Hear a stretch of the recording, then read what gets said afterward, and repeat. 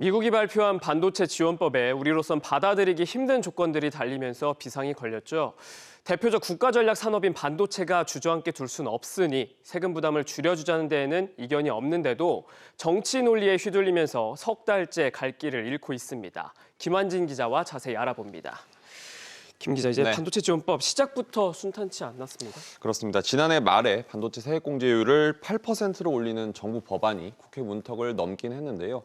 야당인 민주당이 제시한 10%보다 낮다 보니 지나치게 소극적 지원이라는 지적이 잇따랐습니다.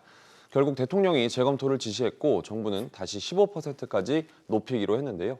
야당은 대통령 한마디에 고치라는 것이냐고 반발하면서 합의가 불발이 됐습니다. 이후 추경호 경제부총리가 지난달 22일 국회에서 뒤늦게 문제를 느꼈다며 도와달라고 요청을 했고 어제 보시는 대로 김성환 민주당 정책위의장이 정부안 협조를 시사했습니다. 그렇군요. 야당도 반도체 지원을 반대할 명분이 점점 약해진 상황이었지만 결과적으로는 정부 사과부터 받아내야겠다 이런 심산이 앞섰던 걸로 보입니다. 맞습니다. 근데 문제는 이제 이미 다른 나라들은 파격 혜택으로 치고 나갔다는 거잖아요. 일단 미국이 반도체 시설 투자 세액 공제율을 25%까지 확대했습니다.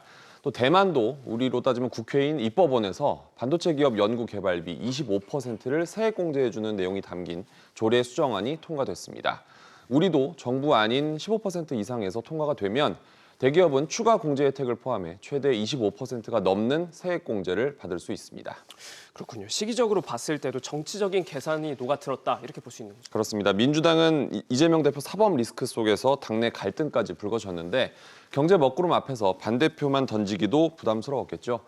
다만 이재명 대표는 미국의 반도체 보조금을 우려하면서 또 정부의 화살을 돌렸습니다. 들어보겠습니다.